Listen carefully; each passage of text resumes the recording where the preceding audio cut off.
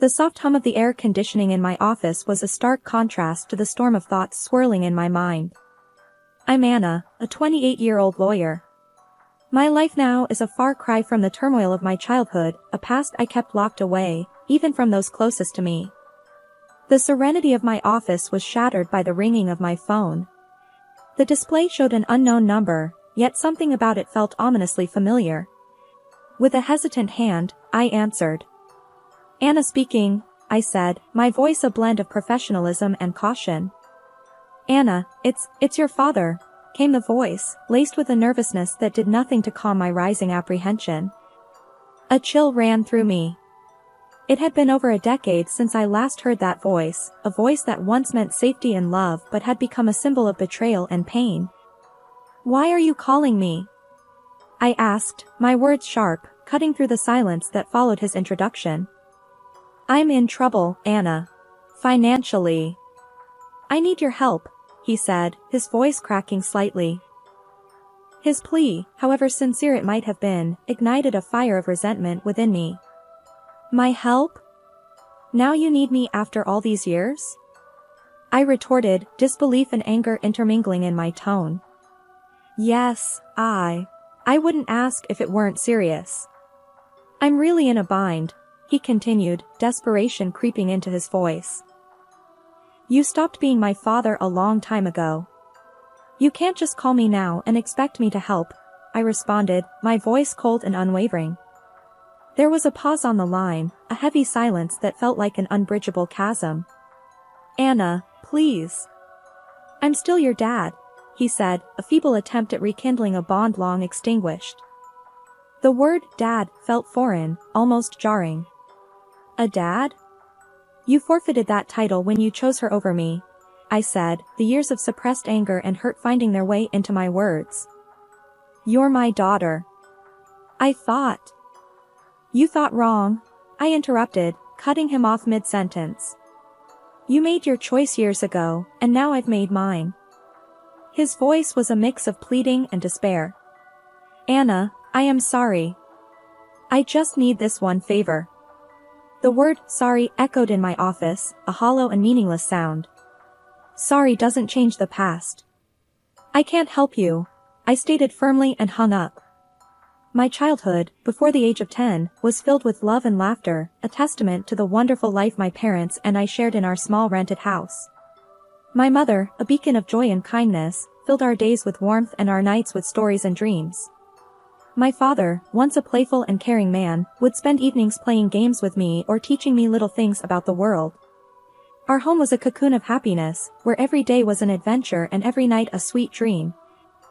But our blissful life came to an abrupt halt with my mother's untimely death. The house that once echoed with laughter and love turned into a silent mausoleum of memories. I remember walking through the rooms, each corner a stark reminder of her absence. The loss was unbearable, not just for me but for my father too, who had lost the love of his life. However, the depth of his grief seemed to diminish quickly, much to my confusion and dismay. Within just a few months, he brought home Marissa, a woman who was to take a significant role in our lives. I recall the day he introduced her, a day that marked the end of my cherished childhood. Anna, this is Marissa. She's going to be staying with us, my father announced one evening, his voice devoid of the warmth I was so accustomed to. I looked up at her, searching for a hint of motherly warmth or friendliness, but found none. Her presence was imposing, her gaze cold and calculating. From the very first moment, I sensed a change in the air, a shift that filled me with an unexplainable sense of dread. Hello, Anna, Marissa said, her voice smooth yet devoid of genuine emotion. Her smile, rather than comforting, seemed to hide something sinister beneath its surface. In the days that followed, the house felt different, as if the walls themselves were recoiling from her presence. The cheerful memories of the past seemed to fade, replaced by a lingering unease that settled in every corner. I remember looking at Marissa, trying to find something redeeming or kind about her, but her every look, every gesture, seemed to be laced with an unspoken animosity. It was clear that she wasn't here to fill the void my mother had left, but to weave a new narrative, one in which I was an unwelcome part. As I watched her move around our home, a home that once felt safe and happy, I couldn't help but feel that her arrival was the beginning of something ominous. The way she looked at me, with eyes that seemed to hide more than they revealed, did not bode well for the future. The days following Marissa's arrival were like walking through a nightmare that I couldn't wake up from. The house, once filled with my mother's laughter and love, now felt cold and unwelcoming. Marissa's presence cast a shadow over everything, turning even the simplest daily routines into a series of struggles. One morning, as I sat down for breakfast, I noticed my food tasted unusually salty. "Marissa, did you put too much salt in this?" I asked, my voice hesitant. "Oh, did I? It must have been a mistake." "Just eat it, Anna. Don't be so picky," she replied, her tone dismissive, almost mocking. The incidents grew more frequent and spiteful. I remember finding my clothes ruined after laundry. "Marissa, my clothes are all faded." "What happened?"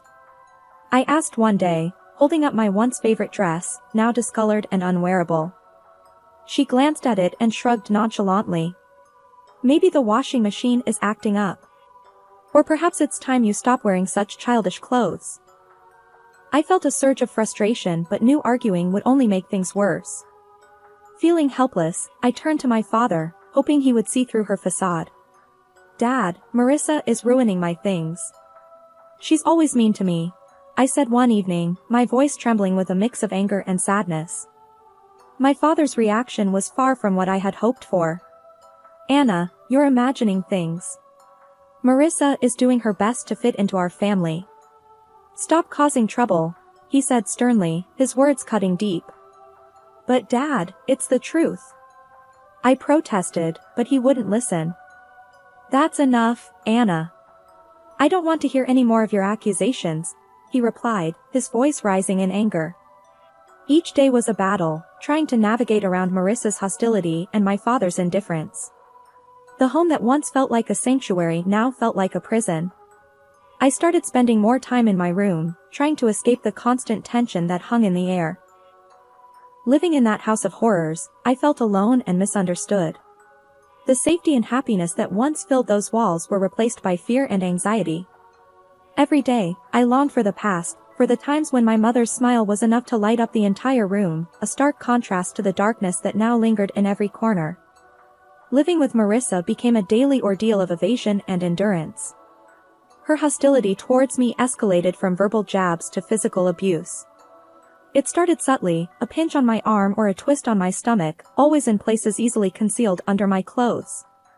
The pain was sharp, a cruel reminder of my helplessness in her presence. I developed strategies to avoid her, constantly alert to her whereabouts in the house. I would take long routes to my room or wait until she was occupied before I moved around. Despite my efforts, there were times when she caught me off guard, and those moments always resulted in some form of pain. One day, while I was quietly reading in the living room, Marissa walked in and, for no apparent reason, pinched my arm hard, her nails digging into my skin. I winced in pain but bit back any cry of protest.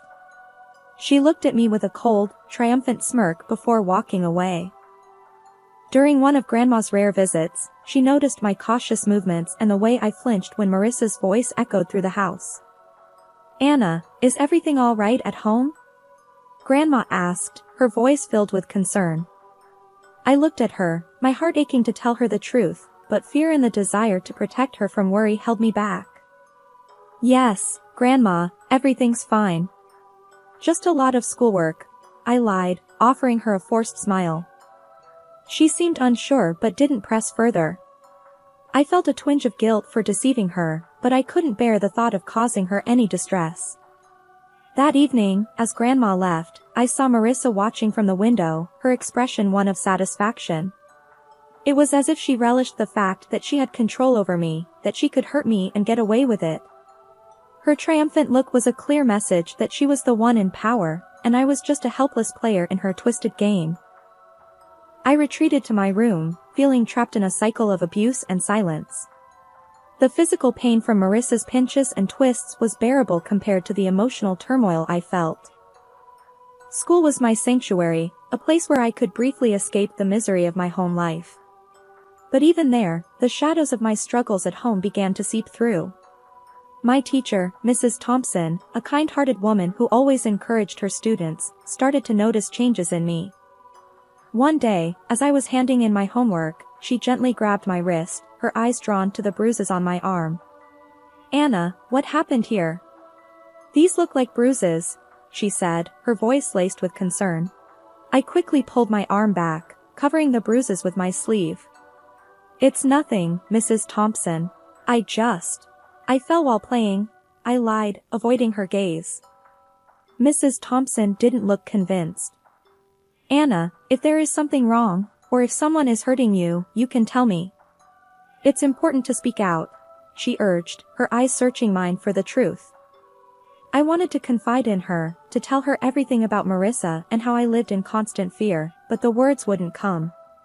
Instead, I forced a smile. "Really, Mrs. Thompson, I'm fine. It was just a silly accident." She gave me a long, thoughtful look, then nodded slowly. "All right, Anna. But remember, my door is always open. You're not alone," she said, giving me a reassuring smile. I nodded, feeling a lump form in my throat. Her kindness made it all the more difficult to maintain the facade that everything was all right. As I walked home that day, Mrs. Thompson's words echoed in my mind. I felt a mix of gratitude for her concern and a deep sense of loneliness from carrying my burdens alone. The thought of revealing the truth about my life at home was terrifying. I feared the consequences, what Marissa might do if she found out I had told someone. That night at dinner, I was quiet, lost in thought about Mrs. Thompson's offer to help. Marissa noticed my silence. "Why so quiet tonight, Anna? Cat got your tongue?" she asked in a mocking tone. I just shook my head and continued eating, trying to make myself as small and unnoticeable as possible. After dinner, as I lay in bed, the reality of my situation felt more overwhelming than ever. Mrs. Thompson's concern had shown me that people did care, yet the fear of what revealing the truth might bring kept me silent. I was caught between the desperation to tell someone and the fear of Marissa's retaliation, a balancing act that I navigated every day. The day my teacher, Mrs. Thompson, decided to involve my father was a day filled with anxiety and dread for me. I sat in the principal's office, fidgeting nervously, my mind racing with fear about how my father would react. When he finally arrived, his face was stern, his eyes betraying a mix of irritation and embarrassment. "What's this about, Anna? Why am I being called to your school like this?" he demanded, his voice sharp as he walked in. I glanced at Mrs. Thompson, seeking a semblance of support. Swallowing hard, I tried to find my voice. "Dad, Mrs. Thompson she saw the bruises," I stammered, feeling the weight of his gaze on me. Before I could explain further, he interrupted, his anger palpable. "Bruises? What are you talking about? Are you making up stories again?" Mrs. Thompson stepped in, her tone firm yet calm. "Mr. Smith, I'm concerned about Anna's well-being. The bruises on her arm don't seem accidental. We need to address this." My father's face turned a shade darker with anger. "She's perfectly safe at home. Anna, are you spreading lies about our family?" He turned towards me, his disappointment clear. The tears I had been holding back started to spill. "It's not lies, Dad. Marissa, she's been hurting me," I managed to get out, the truth finally surfacing. His reaction was one of total disbelief. "Marissa? That's ridiculous. She's been nothing but kind to you. I won't have you slandering her with these accusations." "But Dad, it's the truth," I cried out, desperate for him to believe me. He stood up abruptly, his patience wearing thin. "Enough of this. Tell Mrs. Thompson you made it all up." I obediently turned to the teacher and repeated his words. She nodded back and didn't say anything. Upon reaching home, without another word, he locked me in my room. Through the door, I could hear Marissa's voice, dripping with false concern. "I told you she's just seeking attention," she said. I sat on my bed, feeling a profound sense of isolation and despair. The one person I thought I could always count on had turned his back on me. The walls of my room, which had once felt like my personal haven, now felt like the walls of a prison. I lay there, thinking about everything that had happened. The pain of the physical abuse was nothing compared to the emotional torment of being disbelieved and punished by my own father. It was a harsh realization that the person who was supposed to protect and love me unconditionally was now the source of my deepest pain. The days following my confinement in my room were some of the darkest I had ever experienced. Trapped and feeling utterly alone, I realized that my only hope lay in my grandmother, my father's mother. She was a kind and loving woman who had always shown me affection, but I had never dared to burden her with my troubles at home. One evening, when I was sure Marissa and my father were occupied, I mustered the courage to call my grandmother. My hands were shaking as I dialed her number. "Hello," her familiar, warm voice came through the phone. "Grandma, it's me, Anna," I said, trying to keep my voice steady. "Anna, my dear, how are you?" she asked, her tone filled with genuine care. Tears welled up in my eyes as I replied, "Grandma, I need help. Can I come and stay with you for a while?" There was a moment of silence on the other end. "What's wrong, Anna? Did something happen?" I took a deep breath, the words rushing out. "It's Marissa, she's been hurting me, and Dad won't believe me. I don't know what to do." I could hear the concern in her voice as she quickly responded, "Of course, my dear. You come right over. I'll take care of this." The next day, my grandmother arrived. She was a small woman, but her presence filled the room. She confronted my father with a strength that surprised me. "John, I'm taking Anna with me. She's not safe here," she declared firmly. My father, taken aback, tried to protest. "Mom, you can't just take her. She's my daughter." "Your daughter whom you failed to protect," she countered sharply. "I won't stand by and watch her suffer." Marissa tried to intervene. "She's just a child making up stories. You can't believe her over us." Grandma turned to Marissa, her eyes steely. "I know a scared child when I see one. Anna is coming with me, and if you try to stop me, I'll take this matter to the authorities." My father, realizing he was defeated, didn't put up any further resistance. As I gathered my things, I saw Marissa's expression change from defiant to defeated. Leaving the house with my grandmother, I felt a weight lift off my shoulders. For the first time in months, I felt safe. The car ride to Grandma's was quiet, but her presence was comforting. Once we arrived, she turned to me and said, "You're safe now, Anna. You don't have to worry anymore." In my grandmother's house, I found the love and security that had been missing in my life. It was a haven where I could heal and regain my strength. The contrast between her nurturing home and the coldness of my father's house was stark.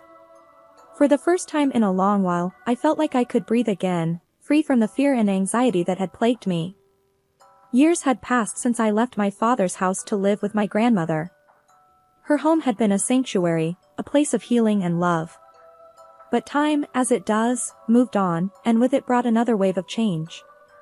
My beloved grandmother passed away, leaving a void that seemed impossible to fill. At the funeral, my father and Marissa showed up, their faces a mix of feigned sorrow and poorly disguised eagerness. It was clear they were more interested in what they might gain from her passing than mourning her loss. After the funeral, as we gathered at my grandmother's house, Marissa wasted no time. "Well, Anna, I suppose you'll be finding a new place to live now. This house and everything in it belongs to your father now," she said, her voice tinged with a barely concealed glee. My father nodded in agreement, his eyes scanning the room as if already planning what to do with the house. I couldn't help but smile, a reaction that seemed to confuse them. "Actually, that's where you're wrong," I said, the confidence in my voice taking them by surprise. "What do you mean?" my father asked, his expression shifting to one of confusion. I took a deep breath, savoring the moment. "Grandma left a will. She bequeathed the house and a substantial amount of money to me," I explained, watching as their expressions changed from confusion to shock. But you're just a child. I'm your father. I should be in charge of any inheritance you receive," my father stammered, his sense of entitlement clear. Marissa chimed in, her voice shrill, "Yes, until you come of age, your father will manage your property." Good prospects. Their reactions were almost amusing. You don't give a damn about me so much that you didn't even wish me a happy birthday. I turned 18 a month ago. I'm legally an adult now. I make my own decisions, I stated firmly, relishing the look of realization dawning on their faces. My father's expression turned from shock to anger, then to a sort of desperate pleading. Anna, you can't do this. We're your family. I looked at them, memories of my childhood flooding back. You stopped being my family a long time ago, I said, my voice steady. Marissa stepped forward, her tone now begging, at least let us stay in the house. We have nowhere else to go. We have not extended the lease of our house. I shook my head. This is my house now. You'll need to find somewhere else. As they left, the weight of years of pain and neglect seemed to lift off my shoulders.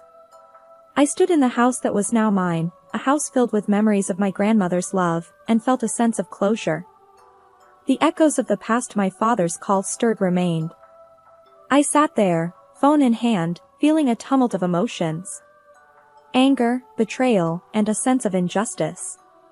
But amid all that, there was also a sense of strength, a reminder of the resilience that had carried me through the darkest of times.